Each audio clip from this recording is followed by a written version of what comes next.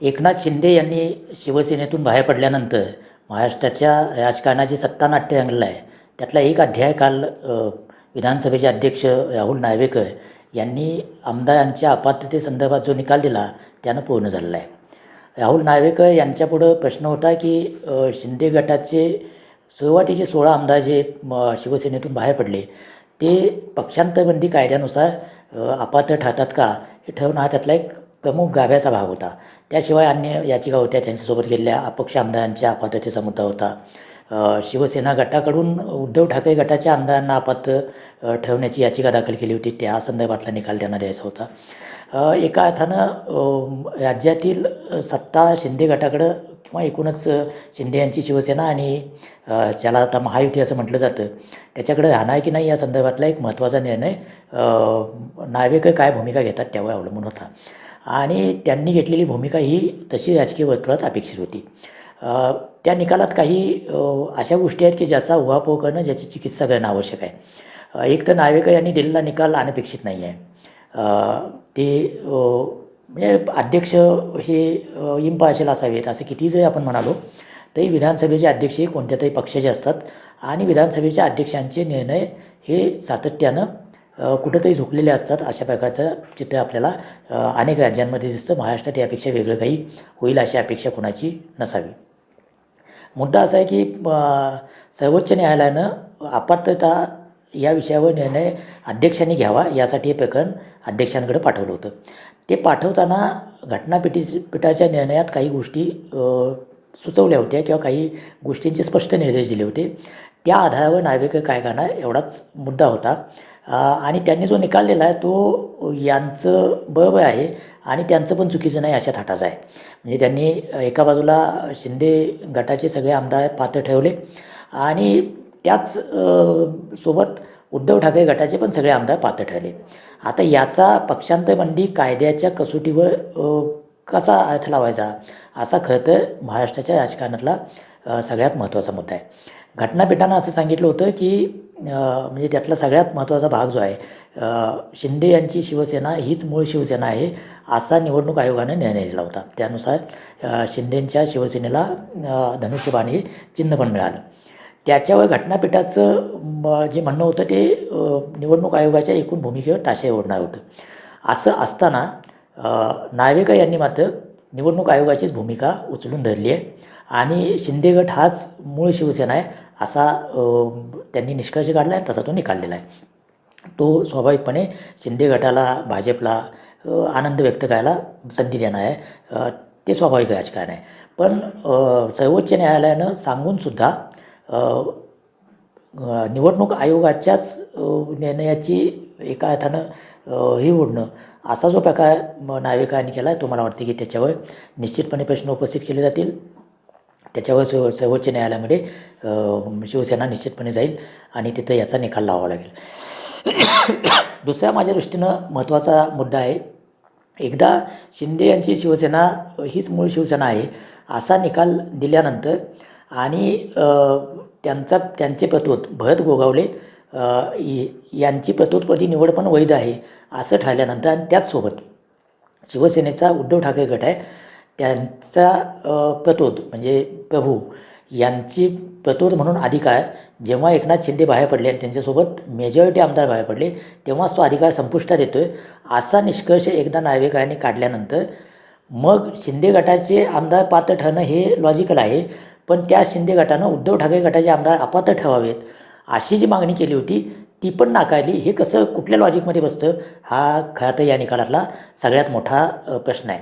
एकदा शिंदे गट हीच मूळ शिवसेना आहे, त्यांच्या गटाचा प्रतोद हाच योग्य प्रतोद आहे, त्यामुळे त्याचा व्हीप म्हणजेच पक्षादेश सगळ्यांवर लागू होतो असं जर मान्य केलं तर त्या व्हीपमध्ये काही त्रुटी आहेत म्हणून उद्धव ठाकरेंचे आमदार पण पात्र आणि शिंदे गटाचे आमदार पण पात्र हा मला वाटते की या निकालातला एक महत्त्वाचा असा भाग आहे की ज्याला सर्वोच्च न्यायालयात चॅलेंज केलं जाईल आणि त्याच्यावर सर्वोच्च न्यायालयाला काही ते अंतिम फैसला करावा लागेल.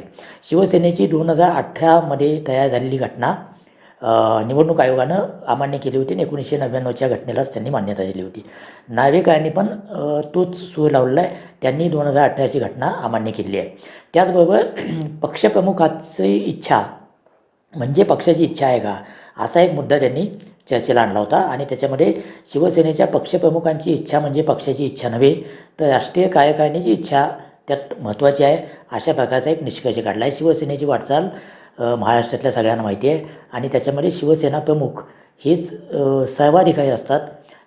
कुणालाही पक्षातून काढणं, पक्षात घेणं, पदं देणं, हे सगळे अधिकार बाळासाहेब ठाकरे असल्यापासून पक्षप्रमुखांचेच असतात. पण त्याच्याशी एक विसंगत अशी भूमिका आधी निवडणूक आयोगानं आणि आता राहुल नार्वेकर यांनी विधानसभा अध्यक्ष या नात्याने घेतले. ती घेतानासुद्धा घटनापीठाच्या निर्णयाची पार्श्वभूमी पाहिली पाहिजे. घटनापीठानं असं म्हटलं होतं की विधिमंडळाचे सदस्य म्हणजे आमदार, खासदार, विधिमंडळ किंवा संसदीय सदस्य हाच काही पक्ष असत नाही, तर पक्ष ही लार्जर एंटिटी आहे. म्हणजे निवडून आलेल्या लोकप्रतिनिधींपेक्षा पक्ष हा मोठा असतो आणि मग पक्षाचे पदाधिकारी, पक्षाची रचना याचाही संदर्भ घ्यायला पाहिजे. तर तसा काही संदर्भ थेटपणे नार्वेकर यांनी निकाल देताना घेतल्याचं दिसत नाही. त्यामुळे तोही आक्षेप त्याच्यावर येऊ शकेल.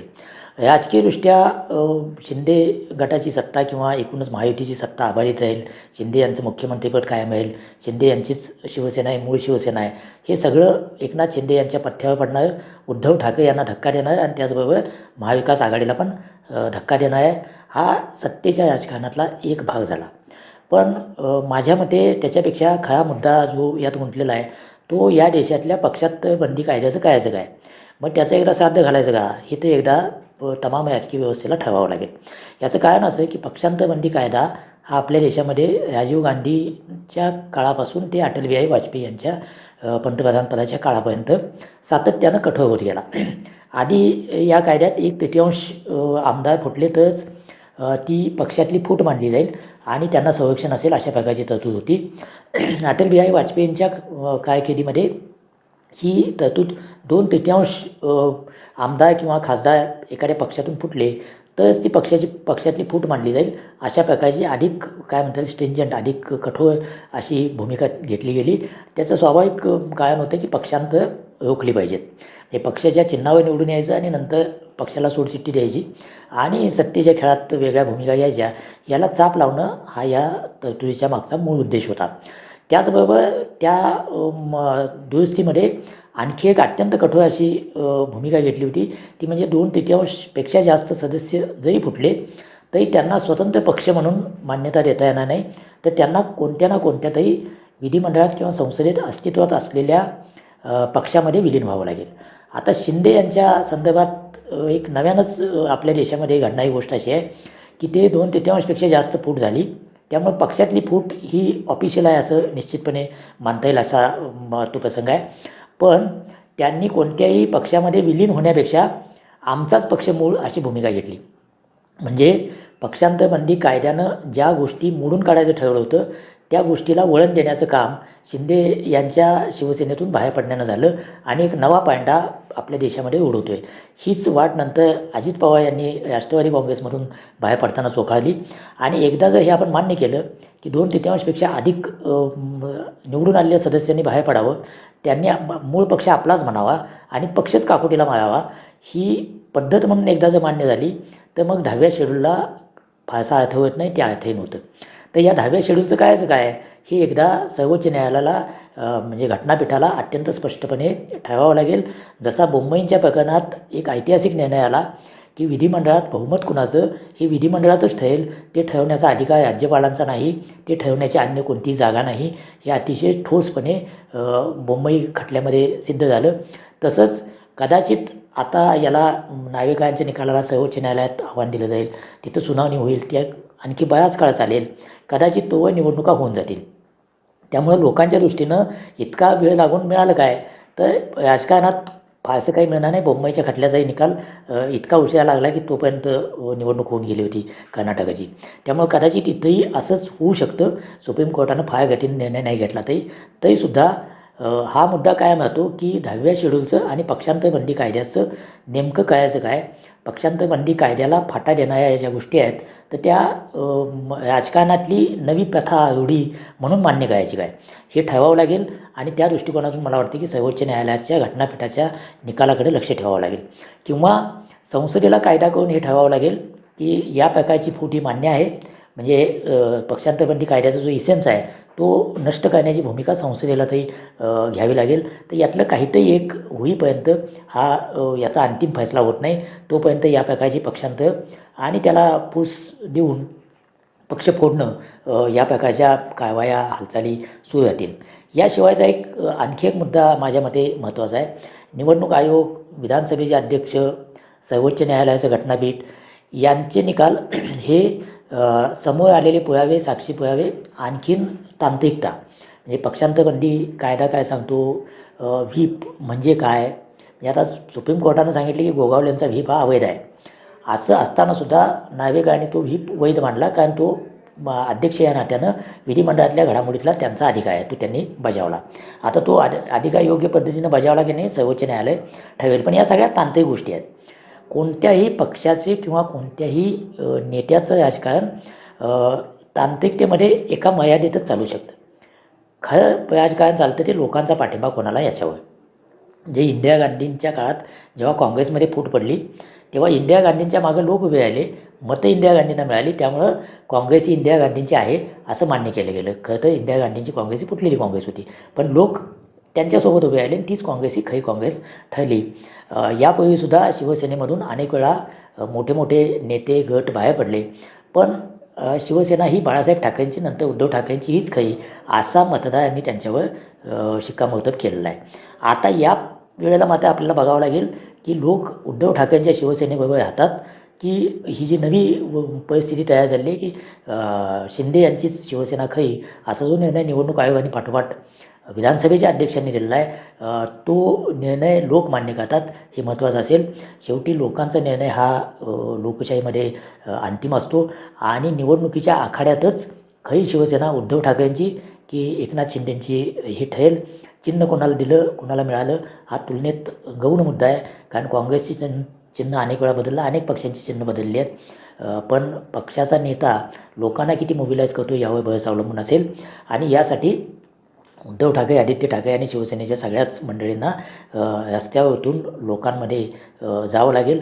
आता खऱ्या अर्थानं त्यांना राजकीय आखाड्यात उतरावं लागेल, कारण तांत्रिक लढाई एका टप्प्यापर्यंत येऊन तिथं उद्धव ठाकरे गटाचा स्पष्टपणे पराभव झालेला आहे. आता शेवटचा त्यांचा आधार असेल तो सर्वोच्च न्यायालयात, पण तो कदाचित निवडणूक होऊन जाईल, त्यामुळं आता त्यांना निवडणुकीच्या आखाड्यातच आपला कस लावावा लागेल. शेवटचा एक मुद्दा या संदर्भातला लक्षात घ्यायला पाहिजे की हे सगळं का घडलं. म्हणजे एकनाथ शिंदे आणि त्यांच्यासोबतच्या आमदारांची शिवसेनेमध्ये घुसमट होत होती असं त्यांचं म्हणणं आहे. शिवसेनेनं हिंदुत्व सोडलं असं त्यांचं म्हणणं आहे. हे सगळं कदाचित मान्य जरी केलं की त्यांची घुसमट होत होती, कारण एखाद्या पक्षात एखाद्या नेत्याची घुसमट होत असू शकते, त्यामुळं नेता त्याच्यासोबतचे समर्थक बाहेर पडू शकतात. तसं शिंदे बाहेर पडले असंही आपल्याला म्हणता येऊ शकतं. पण महाराष्ट्राच्या राजकारणामध्ये मागच्या 30 वर्षाच्या काळामध्ये ज्या पद्धतीनं हे राजकारण पुढं जातं त्याच्यामध्ये युती म्हणजे शिवसेना आणि भाजप आणि आघाडी म्हणजे काँग्रेस आणि राष्ट्रवादी काँग्रेस असे दोन स्पष्ट प्रवाह महाराष्ट्राच्या राजकारणात रूढ झाले होते.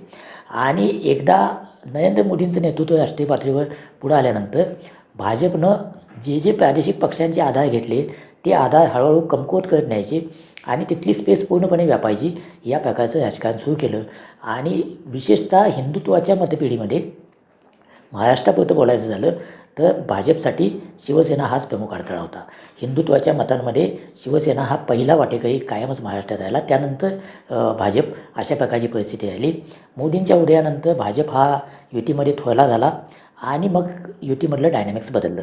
जे आधी बाळासाहेब ठाकरे जे सांगतील ते अंतिम मानलं जात होतं ते आता बदललं आणि आता तो रोल अमित शहा आणि नरेंद्र मोदींच्या कडं गेला किंवा भाजपला तो रोल त्यांचा आहे असं वाटायला लागलं. त्यातून जो ताण तयार झाला त्यातून शिवसेना आणि भाजपची युती तुटली. ती तुटत असताना भाजपचं जे दीर्घकालीन स्वप्न आहे की महाराष्ट्रामधला हिंदुत्वाच्या मतपेढीतला वाटेकरी कायमचा संपवायचा, त्या दिशेनं ठोस पाऊल टाकण्याचा भाग म्हणून शिंदे यांच्या फुटीकडं बघितलं पाहिजे. आता असं केल्यानंतर भाजपनं त्या दृष्टीनं निश्चितपणे यश मिळवलं आहे की उद्धव ठाकरेंच्या हिंदुत्वावर अनेक वेळा प्रश्नचिन्ह उपस्थित केलं भाजपकडून, शिंदे गटाकडून आणि एक काय म्हणता येईल की धुकं तयार करायचा प्रयत्न निश्चितपणे भाजपनं केलेला आहे. पण त्याचाही फैसला अंतिमतः निवडणुकीमध्ये लागेल की हिंदुत्वाला मानणारी महाराष्ट्रातली जी काही मतपिढी आहे जी प्रामुख्यानं बाळासाहेब ठाकरेंनी कल्टिवेट केलेली आहे आणि सोबत भाजपनेही कल्टिवेट केलेली आहे. तर ती मतपिढी या सगळ्या घडामोडींकडे कसं पाहते. भाजपचा जो कोळ मतदारसंघ आहे त्यालाही या सगळ्या घडामोडी विशेषतः त्यानंतरची अजित पवारांची फूट त्याला किती आवडते या सगळ्याचा फैसला खरं तर निवडणुकीतच होणार आहे. आणि येणारी निवडणूक ही पहिल्यांदा 6 पक्ष निवडणार आहेत. त्या अर्थानं महाराष्ट्राचं राजकारण पूर्णतः एका नव्या वळणावर आहे आणि त्याचा अंतिम फैसला आपल्याला निवडणुकीतच पाहायला मिळेल. तोपर्यंत यांचंही बरोबर आणि त्यांचंही चूक नाही अशा प्रकारचा जो निर्णय घेतला आहे त्याच्यावरची जी मतमतांतर वाद याचे तरंग उमटत राहतील आणि सर्वोच्च न्यायालयात अंतिमतः हे प्रकरण जाईल.